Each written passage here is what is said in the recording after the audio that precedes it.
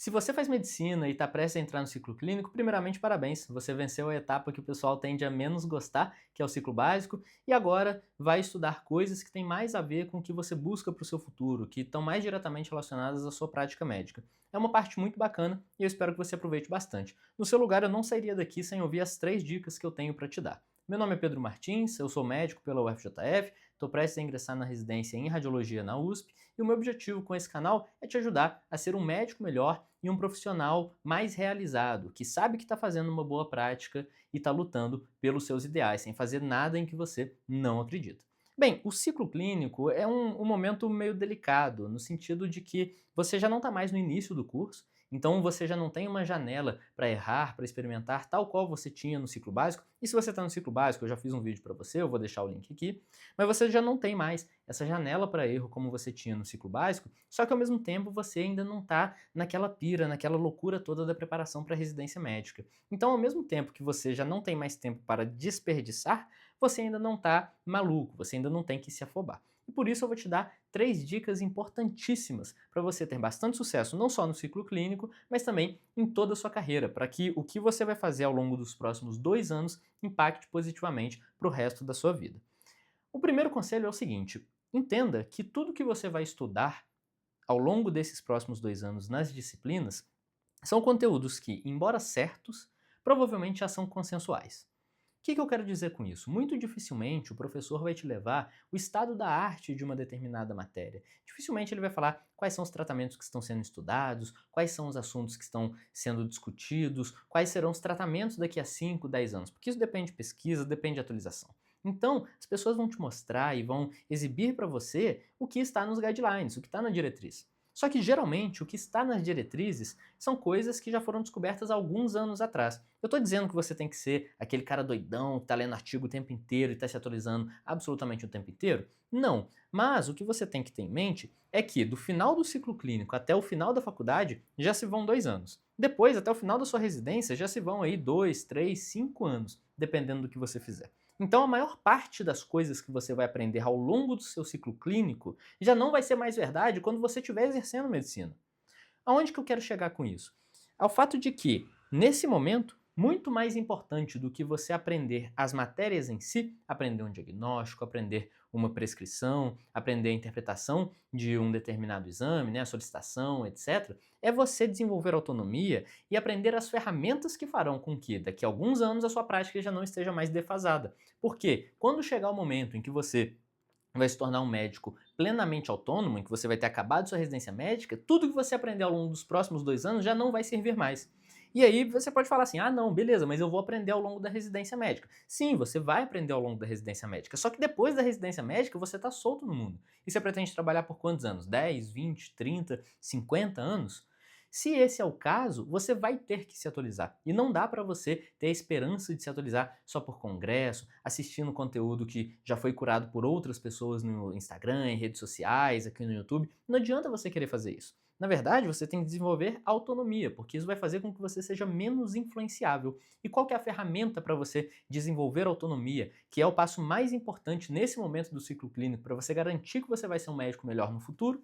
Medicina baseada em evidências. Então, não deixe de aprender medicina baseada em evidências, não deixe de desenvolver autonomia para ler um artigo científico. Isso é o que mais vai fazer diferença na sua carreira ao longo do tempo. Estou falando para você deixar as matérias de lado? Não, mas tente entender a fonte primária das coisas, de onde é que vem a recomendação de uma determinada medicação, qual que é o estudo, quais são os pontos fortes, os pontos fracos desse estudo, porque você treinando isso ao longo do tempo é igual músculo. Os músculos vão crescendo, da mesma forma, o seu cérebro também vai hipertrofiando, não em tamanho, mas ele vai hipertrofiando em qualidade, né, na capacidade dele de assimilar novas coisas e de fazer uma avaliação crítica de tudo aquilo que você vê. E se você começar a estudar medicina baseada em evidências agora, desenvolver a capacidade de interpretar um estudo e começar a aplicar isso no seu dia a dia, você, quando chegar no internato, você vai ser um interno muito melhor, na residência você vai ser um residente melhor ainda e na prática médica não vai ter para ninguém. Você vai mandar muito. Minha recomendação é esse livro aqui, do qual eu tive o privilégio de escrever um capítulo sobre estudos observacionais,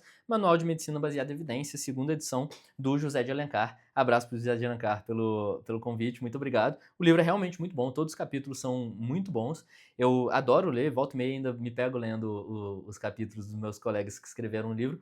Então, essa é a recomendação que eu faço para você. Pode pegar ele, ler de capa a capa, que pouco a pouco você vai entendendo as coisas, vai pesquisando um pouco mais, e assim você vai dominar a medicina baseada em evidências e conseguir aplicar isso, e no final levar um cuidado muito melhor para o seu paciente e estar tranquilo sabendo que você é o melhor médico que você pode ser.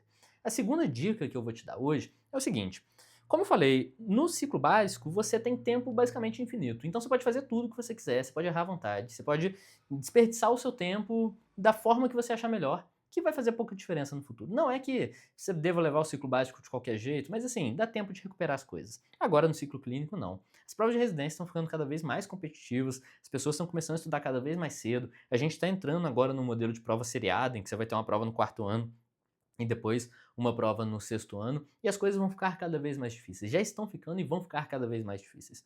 Você tem que estudar e você tem que ser um candidato bom. É óbvio. Agora, o que é que vai te diferenciar de verdade na prova de residência, uma vez que você já tem uma nota boa? O que vai te diferenciar é o currículo. E não somente pelo aprendizado de medicina baseada em evidências, que já vai te estimular a fazer pesquisa, mas também pelo currículo, minha recomendação é: agora, nesse momento, você entrando aí no terceiro ano de faculdade, se você ainda não buscou isso no ciclo básico, corra atrás de um bom orientador, de uma iniciação científica e use essa base de medicina baseada em evidências para você também se envolver de alguma forma em pesquisa.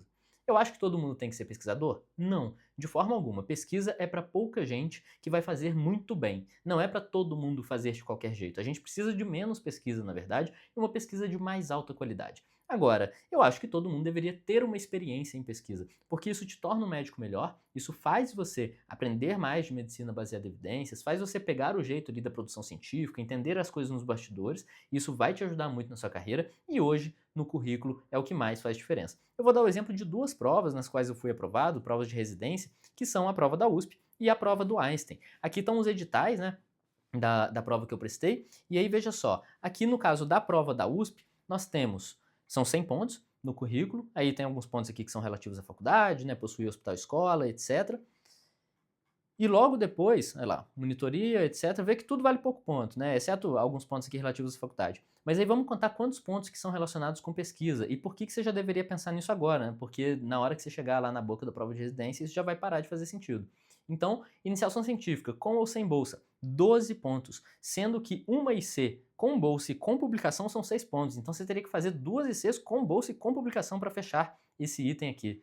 Aí depois, uma publicação científica não relacionada com a sua iniciação científica, né? Ou seja, uma publicação diferente daquela publicação que você usou na iniciação científica, 10 pontos.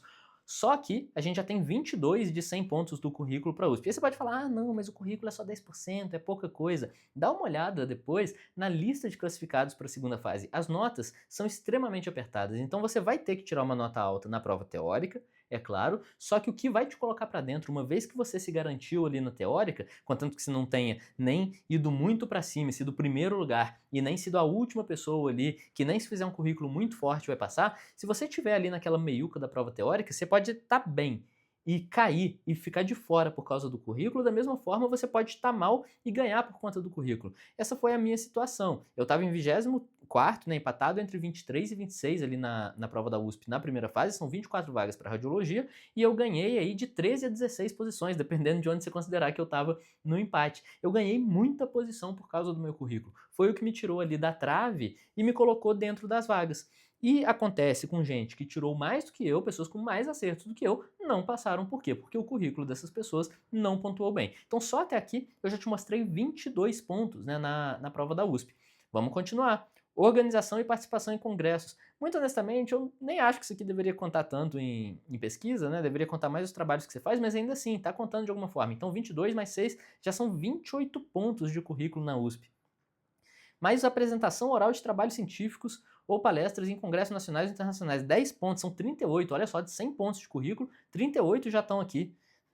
Responsável pela apresentação de pôster em congresso, 6 pontos, são 44 pontos atribuíveis à pesquisa, direta ou indiretamente. Então veja como que não tem como você deixar a pesquisa de lado se você quiser uma vaga competitiva de residência médica. Estou falando que todo mundo tem que fazer USP? Claro que não, mas entre as provas de residência do Brasil, é uma prova que serve como modelo, que tende a lançar tendências que depois são adotadas por outras provas, né? E aí você pode falar, ah não, mas eu quero fazer o Enare não tem mais currículo, teve um ano aí que foi organizado que deu uma mutreta por causa de currículo, né? Que, enfim, acabou que acabaram tirando depois. Sim, eu concordo que isso aconteceu. Só que nesse ano agora que eu tô gravando esse vídeo pra você, aconteceu de um monte de gente tirar mais do que 90, várias pessoas ficarem empatados e uma pessoa pegar uma vaga de residência ou deixar de assumir uma vaga de residência por causa de idade. E eu tenho certeza que nenhuma pessoa em sã consciência quer que isso aconteça. E a banca não quer que isso aconteça. Então o fato de não ter currículo em uma data não quer dizer que não vai ter no futuro. Então o que eu recomendo para você? Pensa nos lugares em que você provavelmente vai querer fazer residência. É cedo para você decidir qualquer coisa, mas pensa, dá uma olhada nos editais, dá uma olhada nos requisitos de currículo e presta bastante atenção. Não estou falando para você viver de acordo com o checklist, mas pelo menos preste atenção nas coisas. E aqui é muito importante, né? Eu tenho que te dar esse alerta. O edital do Enare, até pouco tempo atrás, assim como dos processos seletivos unificados, foi nesse formato, assim, igual esse da USP que eu estou te mostrando, formato checklist. Só que eles davam muito pouco peso à pesquisa e davam muito ponto para várias outras atividades, né? Então dava muito ponto, por exemplo, para a liga acadêmica, para participação em eventos menos importantes. Basicamente não era tão difícil assim você conseguir pontuar muito bem. E aí as pessoas iam enchendo o currículo de coisinha, coisinha, coisinha e todo mundo ia bem. Os processos seletivos percebem isso. Eles veem quando você está comprando artigo, quando você está entrando nas coisas só para fazer checklist, quando você tem 1 milhão de projetos de extensão, porque pontuava lá por projeto, e os processos vão responder a isso. Então, não acha que o currículo de hoje, a forma como está hoje, é a mesma forma que estará no futuro. E aí, identifique quais são os itens dentro ali de cada currículo, que são itens de baixo valor. Por exemplo, eu quando estava no início do ciclo clínico, identifiquei que, por exemplo, projeto de extensão todo mundo tinha, participação em eventos, né, um monte de apresentaçãozinha em evento pequeno, assim, pelo menos em volume, não vale a pena fazer porque todo mundo está fazendo e os processos seletivos estão pontuando. Eu sabia que o processo seletivo ia perceber isso e eventualmente ponderar melhor, né, dar um peso mais justo. E foi o que aconteceu. Os processos seletivos basicamente estão tirando essas coisas de baixo valor e deixando mais coisas de alto valor. A gente viu aqui que quase metade do currículo da USP foi associado à pesquisa, e nesse ano eu fui em primeiro lugar geral, né, na prova do Einstein, e o currículo do Einstein foi basicamente só pesquisa. E isso é uma tendência. Por quê? Porque a pesquisa tem uma barreira de entrada que outras atividades não têm. Tem muita coisa que é facílimo de você entrar e conseguir um certificado e depois enviar lá para sua prova de residência. Pesquisa não. Pesquisa você tem que entrar num grupo e aí depois você tem que publicar o artigo. E para você publicar o artigo, beleza, você pode conseguir uma revista ruim, mas para você conseguir uma revista boa é difícil. E aí às vezes o processo seletivo pode considerar isso. Então vou te mostrar aqui através do currículo do Einstein como que você focar em coisas que têm valor independente do tempo vai fazer com que você tenha bons resultados. Eu tirei 81 no currículo da USP, que foi o que eu mostrei antes, e fechei o currículo do Einstein. Veja, o currículo do Einstein foi muito breve. Ele só considerou 3 coisas. Primeiro, iniciação científica documentada. Isso aqui correspondeu até 30 pontos. A maior parte das ICs vai ter mais do que 400 horas. Então não é para você se preocupar aqui nessa meiuca, mas 30 pontos, né? 30% do currículo. Para você ter ideia, a prova teórica do Einstein valeu nesse ano 50% e o currículo valeu 10%. Então, é como se 1/5 da prova teórica fosse a nota do currículo. É como se você já entrasse, no caso, no meu caso, né, eu fechei o currículo, é como se você já entrasse na prova teórica tendo 15 questões de vantagem em relação à pessoa que tira 0 no currículo, uma pessoa que não fez pesquisa ao longo da faculdade. Então, isso é uma coisa para você pensar nesse momento.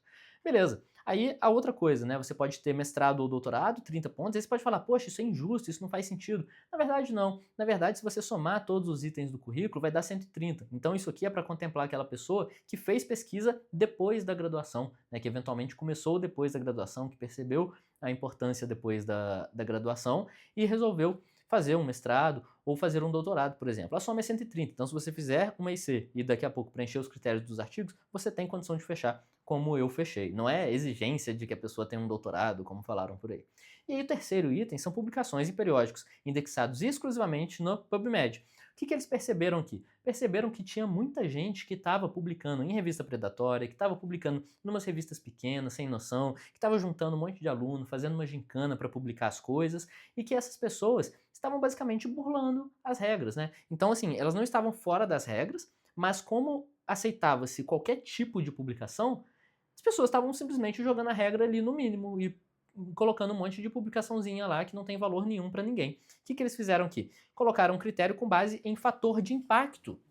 dos artigos, né, das revistas. Fator de impacto não é uma métrica ideal para você julgar um artigo específico e tudo mais, só que ele serve como uma métrica substituta, né, na situação em que você quer olhar ali globalmente o trabalho, né, uma estimativa, assim, a média da qualidade barra do número de citações dos trabalhos de uma revista. Ele serve de alguma forma. No meu caso, como que foi que eu fechei esse currículo? Eu tinha 2 artigos como primeiro autor em revista com fator de impacto maior ou igual a 3, né, então foi 35, e eu tinha um outro, pelo menos, que estava aqui nessa meiuca, e aí, enfim, somando tudo, deu 70. Na verdade, eu nem tenho certeza se foi maior ou igual a 3, acho que foi tipo um aqui no 35, um aqui no 25 ou no 28 e outro aqui mais para baixo. Mas no final das contas, a soma deu os 70 que eu precisava. Então eu tinha a iniciação científica e eu tinha também as publicações que precisava. E aí veja aqui que eles têm uma coisa muito interessante, né, que foi diferenciar autor ou último autor de coautor.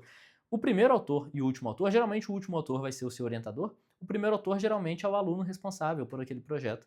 E se você é o primeiro autor, você é a pessoa responsável pela execução. Então eles deram pontuações diferentes, não só por impacto daquele trabalho, né, para onde ele foi publicado, mas também para qual foi a sua contribuição naquele trabalho. Fechar isso aqui não é fácil, foram só 7 pessoas, incluindo eu, que fecharam o currículo, mas é possível. E aí quando você vê que o currículo equivale a 15 questões de uma prova de 75, isso passa a ter uma importância muito clara. Eu não motivo você a fazer pesquisa somente pensando no currículo para as provas de residência, não acho que essa seja uma boa estratégia, mas o que eu estou te mostrando aqui é importante fazer. Pelo meu ponto de vista, é importante só pelo fato do que você aprende de ciência. Mas enxergue que as provas de residência tendem a valorizar cada vez mais, porque é a coisa de mais alto valor e mais difícil de conseguir ao longo da sua jornada como estudante de medicina. E se você está agora no início do ciclo clínico, não ache que no internato você vai ter tempo para começar em pesquisa do zero. A hora é agora se você ainda não tiver começado, ok? A terceira e última dica que eu quero te dar é o seguinte: você até agora está cultivando relações, você está construindo a sua rede, né? Você está conhecendo várias pessoas. Tenta identificar, e a pesquisa é um excelente meio para isso, tenta identificar pessoas para ser seus mentores, para serem pessoas que vão te acolher e que vão te guiar ao longo da carreira a partir de agora. Porque se você não identificar isso, você vai depois chegar no internato, chegar no final do curso, ser um recém-formado que é uma pessoa que está desorientada, que não sabe para onde vai no mundo, que não tem ninguém mais experiente para te orientar. E mais importante do que ter mentores, ter pessoas para te aconselhar, é saber quem são essas pessoas. Então, o cerne da dica é: não escute nenhum conselho de uma pessoa que não chegou aonde você quer chegar. Tenta se aproximar das pessoas que já trilharam o caminho que você quer trilhar, pessoas que são bons médicos, pessoas que são bons professores, que são pessoas que você admira, que fazem uma prática boa, que são comprometidos com a integridade, que são preocupados com o paciente. Tenta se aproximar e entender como é a vida dessas pessoas, como que eles pensam e fazer com que eles dediquem tempo a você, que dediquem tempo ao seu aprimoramento profissional. Dessa forma, você vai beber de uma fonte que tem décadas de experiência e que certamente tem muito a te ensinar e que consegue olhar o processo do outro lado, consegue olhar para você e falar assim: poxa, nessa época, se eu fosse essa pessoa, tal coisa eu teria feito e isso teria me ajudado bastante. Seja me poupado uns bons anos de vida, seja garantido, às vezes, empregos melhores, posições melhores, mais qualidade mesmo ali no trabalho ou oportunidades em lugares mais atraentes. Ok? Eu espero que você tenha gostado desse vídeo, são coisas muito importantes que eu gostaria de ter ouvido ali no início do ciclo clínico. Felizmente eu tive bons mentores, então não posso reclamar de tudo que eu já consegui fazer até hoje. Eu imagino que agora você deva estar cheio de dúvida. E eu tenho uma boa notícia para você. Nos 7 dias, depois da postagem desse vídeo, eu vou responder todas as dúvidas que vocês tiverem aqui nos comentários. Então fica à vontade para enviar a pergunta que você tiver, que eu vou ficar muito feliz em te dar essa atenção e te ajudar nessa etapa da sua jornada, tá bem? Conta comigo, não deixa de assistir aos outros vídeos aqui do canal. Se você gostou, curte e se inscreve também, compartilha com outras pessoas, porque isso é de muito valor para mim, assim como eu espero ser para você. Abração e até a próxima.